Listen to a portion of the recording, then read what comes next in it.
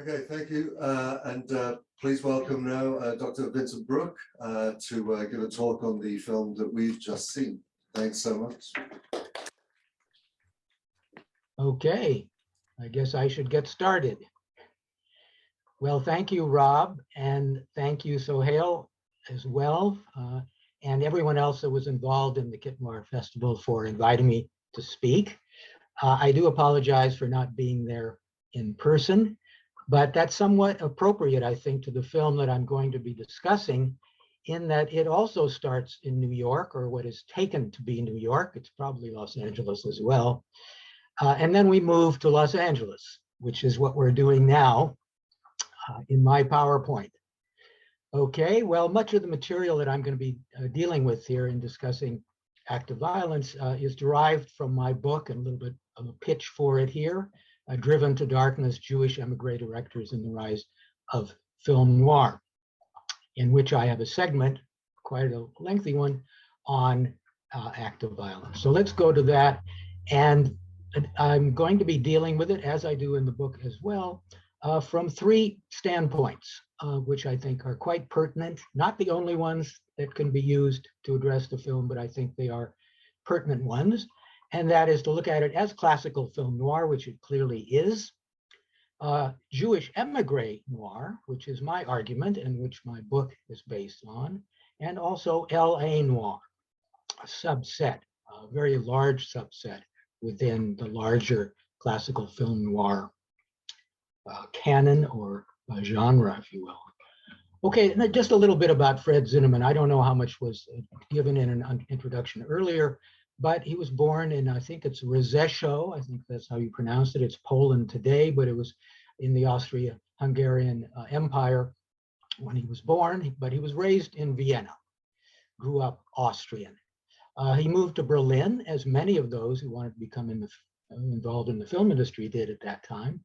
Berlin was the capital of the film industry in Germany at that time, and became involved in a major film, Menschen am Sonntag, or at least a unique film, in which the crew really were some of the more prominent filmmakers to come to America as emigres, and those that many of whom I discuss in my book. Robert Siodmak, the director, Edgar J. Ulmer would become a director, Billy Wilder would become a very noted filmmaker and director in the US. Kurt Siodmak was Robert's brother, and he became a screenwriter. Eugen Schuftan, major effects wizard who worked on several Hitchcock films, and Seymour Nebenzahl, a producer. But it gave Zinnemann, and that's significant to the discussion here, gave him contact to the Weimar era of filmmaking, which would be very instrumental and be incorporated into much of film noir. So he came to the US in 1930 and started to work on documentaries with the father of documentaries, so-called Robert Flaherty, before moving on to MGM. And I think his interest in documentary is very significant to active violence as well. If you recall those scenes when they go out to the mountains, I think Lake Arrowhead or something outside of LA, it's more documentary-like really than film noir. And so this documentary element figures into much of Zinnemann's work. Then he started to make film noirs for MGM in the early 40s, made one of the first films, or the first film to show a Nazi concentration camp, and this already shows his interest in Nazi Germany, and as we'll see, in the Holocaust as well. And that interest in the Holocaust was greatly deepened by learning about his parents dying in the Holocaust. He only learned of that after World War II, and shortly thereafter made the first film to deal with the Holocaust. Not the Holocaust period itself, but the post-Holocaust period, when there were a host of, how do you put it, people who were dispossessed by the displaced by the Holocaust, and were in this camps then in Germany, having survived the Holocaust until they could find other means.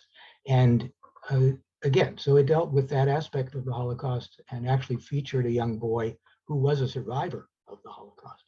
Then he went on to act of violence, which I will argue as further on is influenced by the Holocaust in a subtextual manner. Okay, then he went on to a very prestigious career, won 2 Academy Awards, was nominated for several others. I'm not going to go into that in detail, but one of the more prominent American directors throughout the 50s and beyond. He died in 1997. Okay, so Zinnemann's act of violence as classical film noir. Now, this may be film noir 101 for some of you in the audience, but I think there will be tidbits, at least in this portion, that you will find of interest as well. And one of the points about noir is that another unique aspect to noir is that we call it classical noir during the period from the 40s to the 50s to differentiate it from neo-noir, which begins somewhat in the late 60s and moves into the present. And it's unique in that way, not only for having been the only genre in film that was given its name, identified by French critics, Chartrier and Nino Frank, after the war. It was identified after the fact as a genre and wasn't even considered technically a genre by the people who worked in it, weren't really that aware. The filmmakers, neither the filmmakers, the critics, nor certainly the audience were aware while they were watching these films in the 40s and 50s that it would later be called film noir. So that differentiates it to a great degree from neo-noir, because during the neo-noir period, there had been enough written about noir. Many of the filmmakers went to film schools, learned about noir, so they were working now in a genre that they were very aware of, hyper conscious of, if you will, and that differentiates it from film noir. They would exaggerate some of the elements or play with some of the genre elements that were not known specifically as belonging to a particular genre in the classical period. Also, it was the post-production code period, meaning that they could be much more explicit in terms of sexuality and graphic in terms of violence, 2 of the main elements in film noir, but the filmmakers at that time, not necessarily to the detriment of films, but they were not able to be more explicit in the sexuality or the violence as the neo-noir filmmakers could be. More of the neo-noir films were also in color. There was really only a couple during the classical period that were, and there have been a few black and white neo-noirs as well. Okay, and also they go with raised consciousness about gender, race, and sexual orientation issues. They could also be more forthright about dealing with those issues than it was possible to because of the production code, but also in general during the classical period. Okay, so some of the features of classical noir that many of you already know, of course, the crime theme is absolutely essential, and it generally leads to murder, where there's an intention of murder, as there actually is in this case, an intended murder that doesn't take place the way it was intended to, or an imagined murder, such as in Hitchcock's Suspicion. But some sort of crime theme generally leading to murder is an essential ingredient of what we now think of as classical noir. A gritty urban setting. Again, not all these features that we will talk about in classical noir are in all of the films, but there's some of the more predominant, paradigmatic, if you will, elements within classical noir. And this intercity setting plays a major role, of course, as well in act of violence. And then the expressionist mise en scène. This is a key element in noir, both in classical and in neo-noir. But this derives from the Weimar era, which was steeped in the expressionist movement, the German expressionist movement that affected all the arts. And when it got to film in the 20s, it was characterized by externalizing interior states, dealing with psychological states and symbolic states through the visual design. That's the mise en scène, the visual design, dealing with the decor and the lighting, and very frequently shadows, as you see here, and how symbolic that is, of course, in this film, in the fact that he's being shadowed by Parkson, Henley being shadowed by Parkson, but he has his own shadow of survivor guilt relating to his prison camp experience. Okay, Now, there are other elements, as you see in Nosferatu here, really the first vampire film in Weimar, Germany.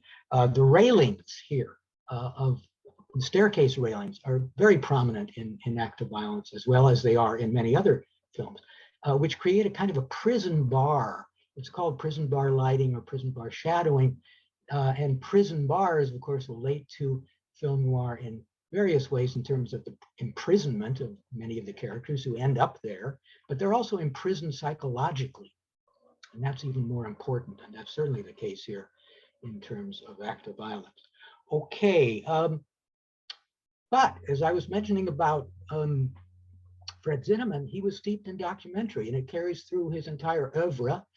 And we see it here when Parkson goes to follow, chase down Enley. I think it's like Arrowhead, might have been Big Bear, I'm not sure, up in the mountains beyond Los Angeles. And it has more of a documentary film, certainly not that expressionistic, dark, shadowy lighting that we see in the interiors and through much of the film. Okay, the ambivalent protagonist, very key feature in classical noir and neo-noir as well. Nobody is really all good, or certainly the main characters and the protagonists, rarely all good. They are split. We'll talk about that split. They're good and bad, have good and bad elements, as most of us do, but it's highlighted in classical noir. Here's one of the key figures, Fred McMurray, who's kind of a nice guy, but he ends up being a murderer, a double murderer, if you will, and we'll come back to the notion of doubling in terms of ambivalence. And of course, here we have a quite ambivalent protagonist. Seems like a just totally nice guy who's got it made, but then again, the dark, shady past comes back to haunt him. Okay, now ambivalent antagonist, that's very rare in classical noir. We have one, I think, in Double Indemnity, and the Edward G. Robinson character who plays kind of a detective character. He's an insurance claims agent, but he acts kind of as a detective versus Fred McMurray, who ends up in the gas chamber. By the way, I put in this image because this did not end up in the film. They shot and spent a lot of money on this gas chamber scene and ended up cutting it, but we still have that image where you see Fred McMurray obviously ambivalent about how he really ended up putting Fred McMurray in the gas chamber.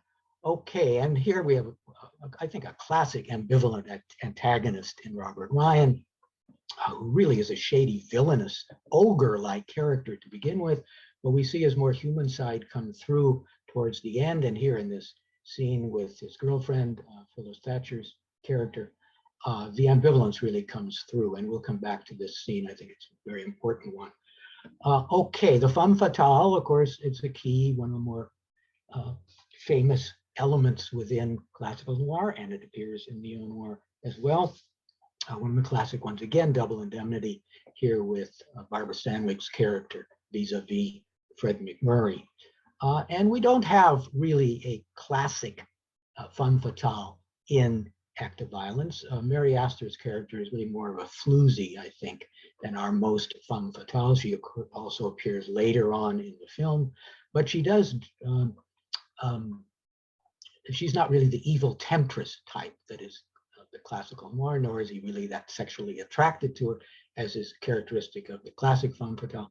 But she does lead him to his doom, ultimately, which is a characteristic of the femme fatale.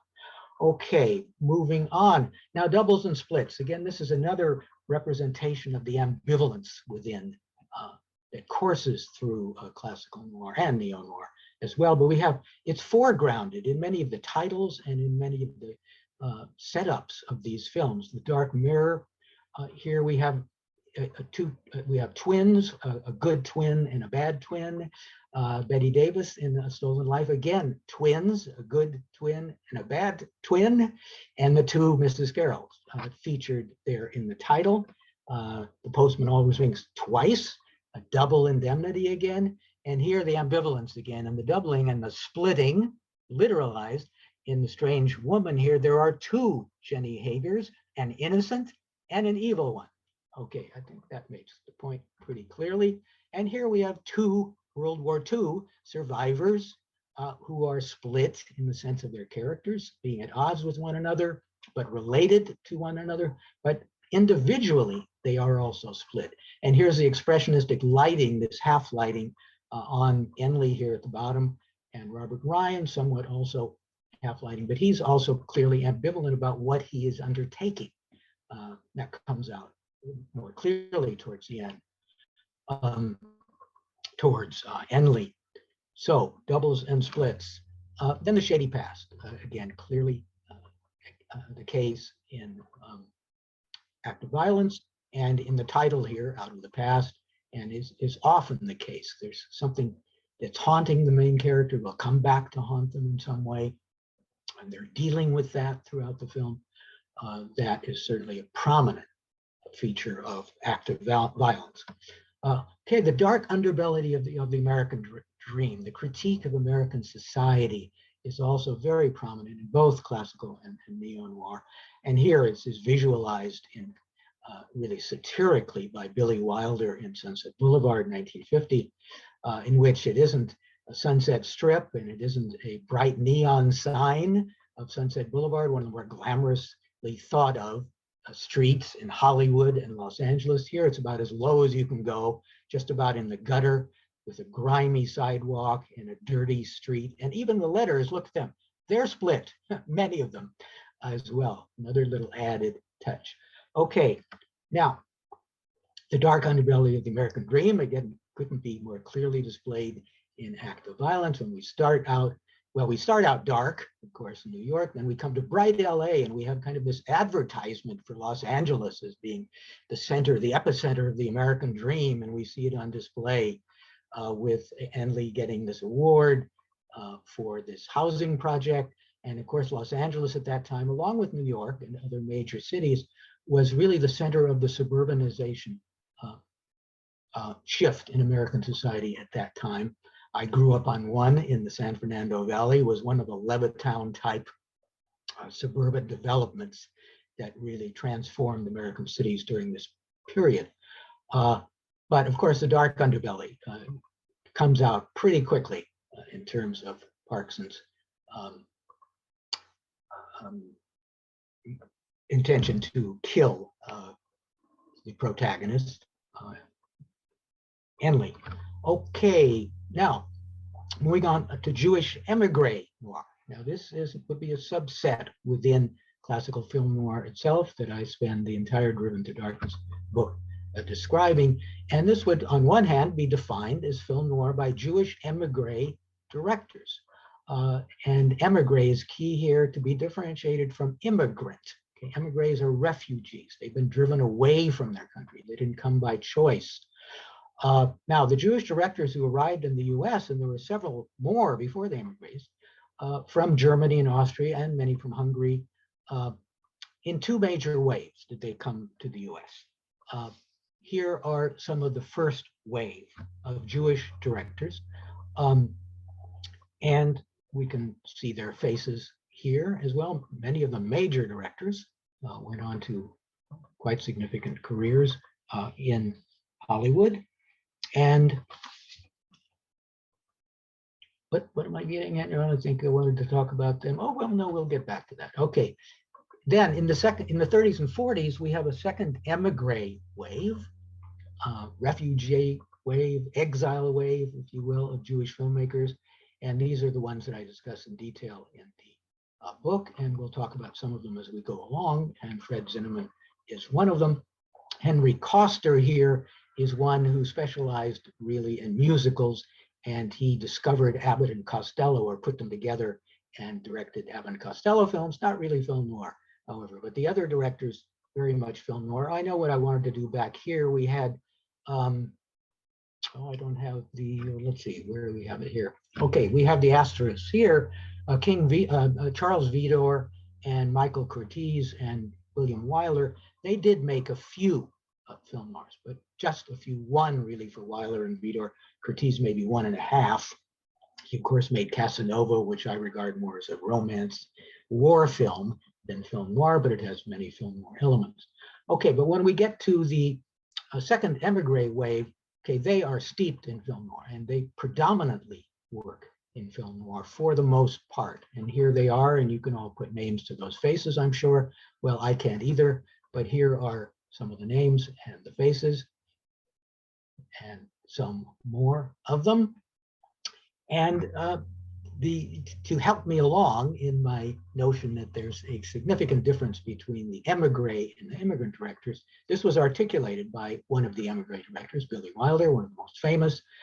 He talked about how émigré directors were driven to rather than simply lured by Hollywood. We didn't come because we were invited, like the first group. We came to save our lives. Okay, I think that makes the point clear. Now, the Jewish émigré noirs, they arguably have canonical dominance. In other words, the films they made are really part of the essential canon of film noir to a greater degree, I argue in my book and here again, than the non-Jewish directors. So let's look at that. The first films that were identified, again, after the fact, in 1946 by Nino Frank and Jean-Pierre Chartrier, they're underlined here, are the émigré-directed ones, but 4 of the 7 were directed by émigré directors. The first films that were identified clearly as film noir by Frank and Chartrier. And 2 were by Billy Wilder. We don't necessarily consider The Lost Weekend a film noir anymore, but it was at the time. But other classics, Woman in the Window and Laura. Now, further support for my claim for the predominant status of the émigré directors comes from prominent film noir writer Alan Silver. He wrote really the first major encyclopedia of film noir and is one of the experts in film noir. And in listing his top 10 film noirs, Silver wrote, "I did have one rule, a single movie per director. Otherwise, Siodmak, Lang, Ophuls, and Wilder might have overwhelmed the field and made it an all-émigré list." Thank you, Mr. Silver. Okay, the formative influence. The hands-on experience that we discussed previously with the Weimar area expressionistic mise-en-scène that was so important for film noir, as well as the street film, which was a variation on, well, it incorporated the expressionistic mise-en-scène, but also had that inner city element that not all the Weimar area expressionistic films did, and the street film, the notion of the streets in the inner city would of course become a prominent feature of film noir, and again would be used in some of the titles of the films as well. And it was both the seduction of the city and the danger of the city, which we find in film noir later on as well.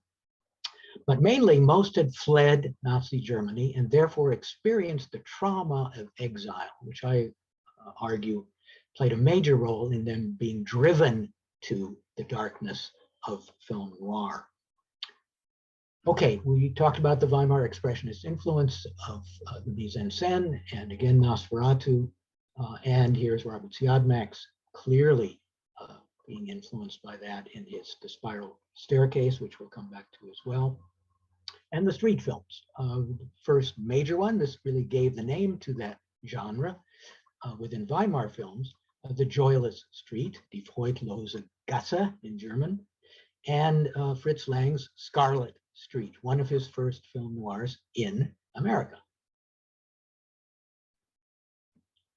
Street films, you could call Sunset Boulevard a street film. It begins on the street. I don't know how many of you have seen Sunset Boulevard. It starts with that curbside view of Sunset Boulevard, then pulls back along the street, and then we have a chase that occurs along the street, a car chase that occurs as well. And of course, streets, and again, this expressionistic mise-en-scène, the inner city. We'll get to that Angel's Flight tram car as we go along as well. Okay, but the unique Jewish émigré trauma, I think that's the main factors in what led many of these émigré directors to work within film noir, bringing with them that Weimar era style, which would be so prominent visually in terms of film noir. Okay, but the ambivalence, the unique Jewish émigré trauma, the ambivalence of finding their Mutterland turned monster from the Kultur, and they were very steeped in German culture. They were very cultured, refined individuals, having that destroyed really by the creator, and that's not a creator, that's a beast in German, a creature, a beast. Okay, so from Kultur to Kreatur. And they not only had ambivalence toward Germany, their Mutterland, that they still love, and they still love the culture that they left behind in Germany, not to mention the people that they left behind, the relatives and the friends that they may never see again. And of course, the indication that things were moving towards the Holocaust began with Kristallnacht, the pogrom that destroyed synagogues and businesses and schools throughout Germany and Austria, and really was the beginning, in a sense, of the Holocaust period. But they were also ambivalent towards American culture. Now, this isn't all that American culture is, but this was a prominent part. And of course, Hollywood was steeped in that aspect of the culture. And there was something a little bit repugnant to them, I think these culture-refined artists and regarded themselves as artists coming to work in Hollywood. And they had theoretical basis for that ambivalence in the political philosophers Max Horkheimer and Theodor Adorno, who were also emigres, by the way, and then wrote, after living in the United States for a while, and in the West Coast, at least for Adorno, wrote the famous essay about the culture industry, this conflation of culture and industry, which previously had thought of as being separate, and Marx had considered it separate. These neo-Marxists were seeing it as being now fused, especially in America, and proudly so in the notion of show business. There's none like it. But film noir, with its legacy of the Weimar artistry that they were steeped in, and here's another film here by Fritz Lang that incorporates that Weimar era mise en scène, by the way, and it's really a proto-film noir that he made already just before leaving Germany in 1931, M, about a child serial killer, and its critique of US society. So if we go back here, okay, film noir with its legacy of Weimar artistry and its critique of US society offered the best cinematic outlet available within Hollywood, or the belly of the beast. But it also offered a palliative for the emigre's traumatic sense of dislocation, persecution, frustration, and loss, driven to darkness. So what about the Jewishness? Are there elements within these films that you can say relate to the filmmakers' Jewishness? Now, they couldn't be overt about these things because of the production code and various other reasons, but they could infuse some of the films, at least in ways that were evocative of Jewish elements, or Jewish issues, Jewish ingredients. And that's what I argue is in the case in many of the Jewish emigre noirs, and in active violence as well. Now, one of the features of Jewish emigre noir in general that arguably relates to their Jewishness is that they were more oriented towards more sensitive, sometimes effeminate, soft-boiled male, whoops, I misspelled protagonist there for sure, protagonist. Anyway, they, however, in their films, favored more soft-boiled than were characteristic and more iconic of what other non-Jewish noirs featured, which were definitely macho, hard-boiled, and this name came to be placed on noir due to the novels, the hard-boiled novels, so-called, that we'll get to along the way, that featured this kind of tough guy talking, tough guy in his attitude and his behavior, such as featured here in Out of the Past with Robert Mitchum, Maltese Falcon, of course, iconic noir protagonist played by Humphrey Bogart. And so why would they be oriented towards this kind of figure, one may ask, and it's a complex issue, and I'm going to give it kind of short shrift here. But one of the main theorists about the development of this kind of figure in society, in everyday life, not necessarily in noir, is Daniel Boyarin's queer reading of the Torah, Unheroic Conduct of 1997, in which he posits that the sensitive, scholarly male Jew emerged as an alternative to a physically aggressive Gentile, read Christian in this case, masculinity. Now, this was a double-edged sword because it fostered a weak, wimpish Jewish male stereotype, which would then be displayed in various forms of culture, and would be displayed as well in the Jewish émigré noirs as well. And they were not necessarily dealing with it as a negative stereotype because they thought of themselves not necessarily as weak and wimpish, but as more sensitive, more cultured, and less macho than had become the more dominant figure in American film in general. But it was a double-edged sword, as I say, fostering a weak, wimpish Jewish male stereotype, but also post-Haskalah, and that refers to the Jewish Enlightenment period, so-called, of the late 1700s into the 1800s, which was the first time that Jews were allowed entry into mainstream society in a major way, influenced by the French Revolution. And this led to an explosion in terms of Jewish involvement in mainstream society, as can be seen by the major figures that emerged in various pursuits here, intellectual pursuits, writing, music, etc. And this made its way into Jewish émigré noir as well. As I said, the émigré directors themselves thought of them more in terms of this post-Haskalah Jewish male, now who had entered mainstream society, but in a different way from the non-Jewish element within the society. Okay, here we also have Scarlet Street, a street film, if you will, featuring Edward G. Robinson, but as a painter who will become quite famous, and Woman in the Window, again with Edward G. Robinson, playing this non-macho or sensitive Jewish émigré male who is a professor. And Jewish émigré noir features an inordinate number of these more sensitive, less macho males who are artists and intellectuals of various sorts, painters, number of them in émigré noir, sculptors, architects, novelists, screenwriters, musicians, composers, professors, psychiatrists, no less than 8 films. Now, there are psychiatrists in non-Jewish noir as well. Psychiatrists figure prominently in classical noir in general, but not as many as in the Jewish émigré noirs. And not surprisingly, given that psychiatry itself has been called the Jewish science. Okay, however, these figures, and this applied to the filmmakers themselves, who saw themselves along these lines as artists as well, but they were generally frustrated partly by working in Hollywood and not being able to be perhaps as artistic as they had been in Weimar era Germany and wanted to be.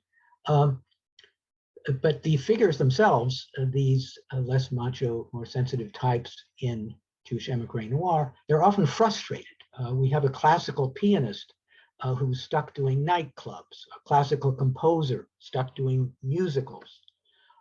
And here, well, maybe Edley isn't quite an artist in that sense. He's not quite an architect, but he's also frustrated in his creative endeavors, if you will. And he's also a softer type. He's not quite weak and wimpish, but he does run away, doesn't he? He doesn't stand up to the guy that you would accept, the antagonist, as you would accept a more macho type to do.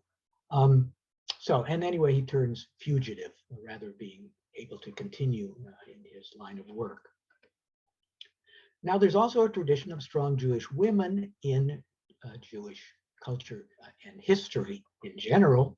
Going back to the Torah, we have the biblical Deborah, who was the only judge in the Old Testament, and also a prophet, Glickle of Hamon, who was a businesswoman, and there were quite a few business women among the Jewish women in Europe in the Renaissance period and in the pre-Haskalah period. who were driven, in a sense, to become businesswomen, to become breadwinners, because many of their husbands were off at shul studying Torah and not really making ends meet financially. And of course, Golda Meir, the former prime minister of Israel. But also culturally, in the post-Haskalah period, Jewish women played a major cultural role of considerable consequence, both in Europe and in the US, as immigrés themselves, as salonières, starting a custom in America, which was very prevalent in Europe already, of hosting salons of cultural figures, sort of the equivalent of the cafe society, if you will, in Paris. And here we have some of the prominent ones. Martha Feuchtwanger, she was also the wife of the famous novelist Leon Feuchtwanger. Galka Shire, a painter and a prominent art collector and promoter of artists. Salka Viertel, a screenwriter and an actress who worked on many of Greta Garbo's films. So women played a strong role in society, and they would enter more prevalently into classical film noir than their non-Jewish, than they did in non-Jewish émigré noir, such as Joan Bennett in Secret Beyond the Door. They were not only were they strong independent, they were often the protagonists of the film, rarely in non-Jewish émigré noir, but very frequently. Now, of course, the femme fatale herself can be regarded as a strong independent woman, but she's also up to no good and is really an antagonist in the film and the bad guy, if you will, and usually meets a bad end or contributes to a bad end for the protagonist. However, so we have those figures in classical noir as well, but we also have these more positive, sympathetic characters who are protagonists. Joan Bennett in Secret Beyond the Door, Ella Raines very prominently in Phantom Lady, Deanna Durbin, who you see in the one sheet is already the dominant force in the film, and Dorothy McGuire in The Spiral Staircase. Barbara Bel Geddes, who gets the better of, guess who? Robert Ryan, playing another heavy, well, even more of a heavy, really, in caught, and he gets it in the end through the efforts of Barbara Bel Geddes, and Joan Bennett, who is going to also triumph over James Mason's character here in The Reckless Moment. And of course, in Sunset Boulevard, Gloria Swanson, now she's an ambivalent character, to say the least, but a very dominant one. And she actually gets the better of, ends up killing the protagonist, played by William Holden, in Sunset Boulevard. Now, we don't have perhaps as strong figures as those, but Janet Leigh is a quite, I think, strong independent woman in the film, and certainly Phyllis Thatcher, who really browbeats and gets the better here of Robert Ryan in their scenes together, and tries to get him to come around. And when she says, let's see, do I have that line here? No, that's going to come later. When she says he's all washed up and so on, really puts him down. Now, another feature of Jewish émigré noirs, let's see how we're doing time-wise, pretty well. Okay, there were rare hard-boiled, as there are hard-boiled characters, so understandably there would be less hard-boiled novel sources for Jewish émigré noir than for non-Jewish classical noir. And here are the major figures generally regarded as providing the a bulk of, and among the canonical noirs, certainly a great number of them. Here are some of them, some of the most recognizable films in film noir. And however, only two Jewish émigré noirs were adapted from them. Again, understandable given that they're not oriented toward that type of character. Then post-Holocaust survivor guilt. This is not something you will find in most classical noir, nor in most Jewish émigré noir. That's what I isolate active violence to emphasize, in that clearly there's an orientation towards survivor guilt on a literal level, But on a subtextual level, I think given Zinnemann's relationship to the Holocaust, just having learned that his parents had died in the Holocaust, he himself was suffering from survivor guilt, whether he knew it or not. And it certainly is incorporated into this film in ways that relate, are evocative of the Holocaust experience. The figure of the Jewish capo was, which means camp captain. Capos were the camp captains in the concentration camps. They act as enforcers for the Nazis to keep fellow Jews in line in exchange for better treatment and false hope, generally, of survival. They generally died as well in the Holocaust. Now, Captain Enley survived, but there's really a double survivor guilt, I think, going on with him, because he played a kind of capo type role, as he emphasized when he's discussing how guilty he feels about it to Janet Leigh in the film. He was a capo-like character in the camp. And then, of course, he survived as well as most of the capos, however, did not. As he says in this wonderful scene here, which I interpret also as in the mise en scène, evoking the concentration camp or a prison camp combined, really. And in a way that film noir generally did not do. Generally, film noir would use flashback in a scene like this. When he's talking about what he did during the prison camp experience, very often in film noir, you would have a flashback scene. That's another characteristic of classical noir. Here, I think ingeniously, Fred Zinnemann and his production designer, cinematographer, etc., worked out a way to evoke what he is talking about. And then he says, capo-like, they were dead and I was eating, and maybe that's all I did it for, to save one man, me. Now, he was saved for a while. The capos generally were not. But Parkson also suffers from survivor guilt, clearly. And his bum leg is kind of a continual reminder of that. And when Phyllis Thatcher says, you're crippled as much in your mind, survivor guilt, as in, now she may be referring to his leg, but she's also, I think, referring to his masculinity. And I think a lot of what is driving him here is not only to avenge his buddies, but also to reestablish his manhood. Okay, moving on. How are we doing? Fairly well. Okay, survivor guilt. Again, another way in which the film evokes, in some way, the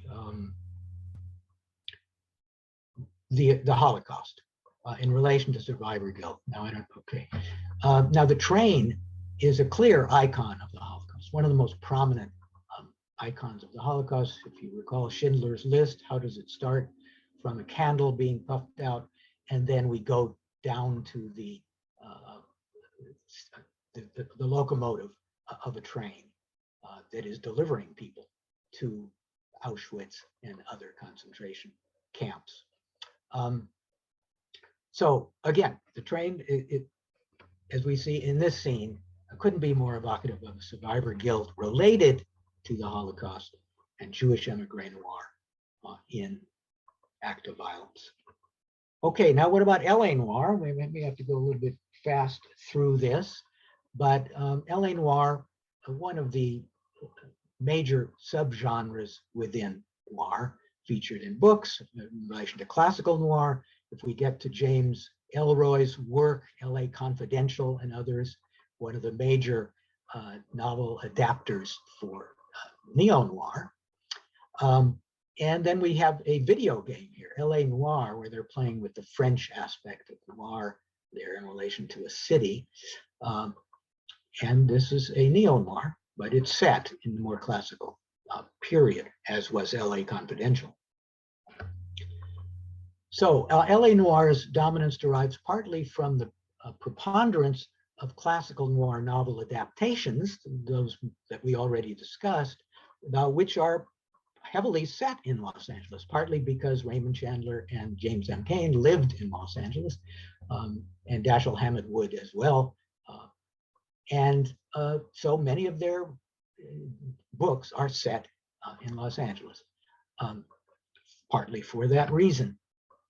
And we have the LA Noir signature setting, if you will. It's not in all the noirs that are set in Los Angeles, but many of them are drawn to the Bunker Hill inner-city section of Los Angeles, downtown Los Angeles, which for many decades featured this tram, a cable car called Angel's Flight, which is no longer with us, unfortunately, except for tourist purposes. They did preserve one, and you can go up one story, really, with a cable car, although it had some accidents, and I don't know if it's still being used.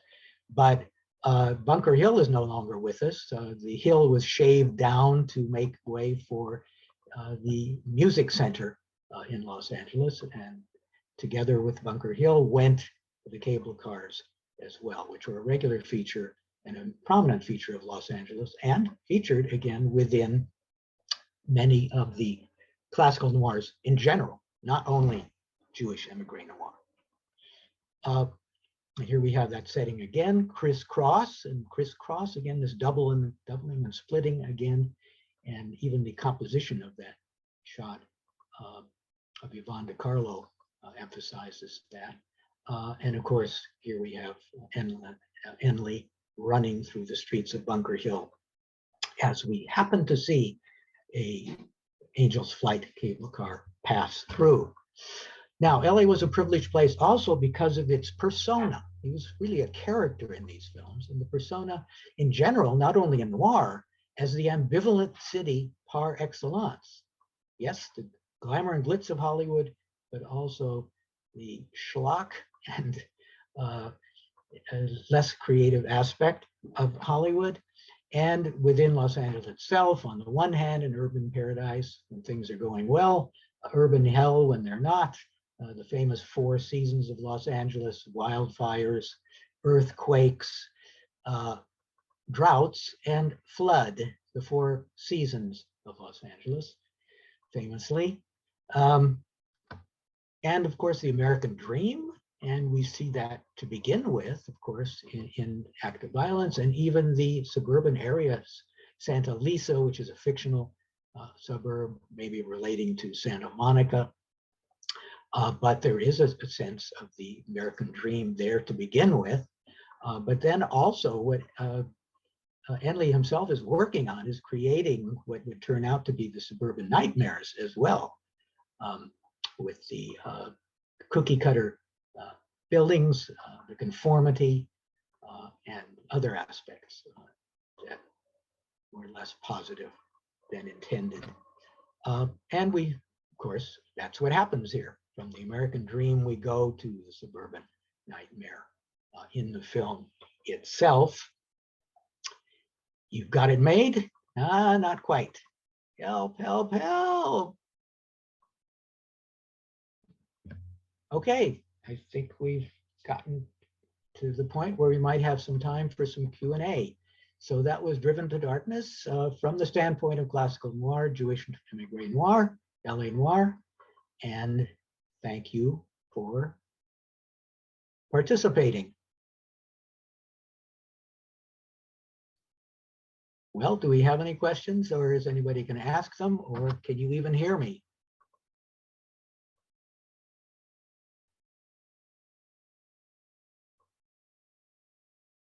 I don't know. I don't hear anybody from my end.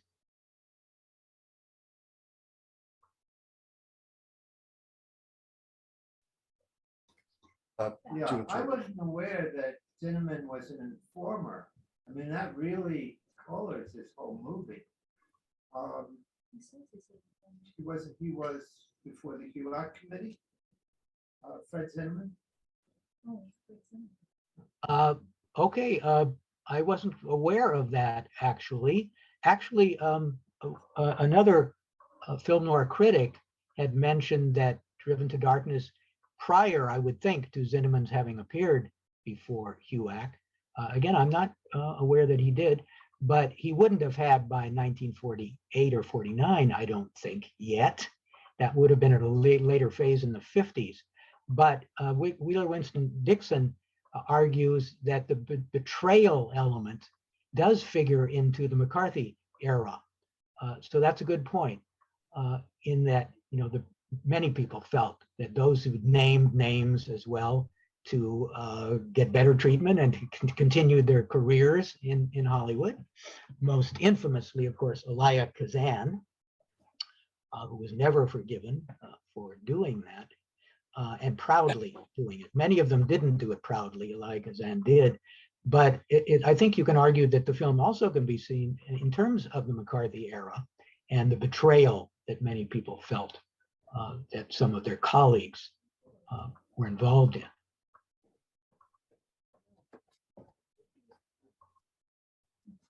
Yes, any other questions?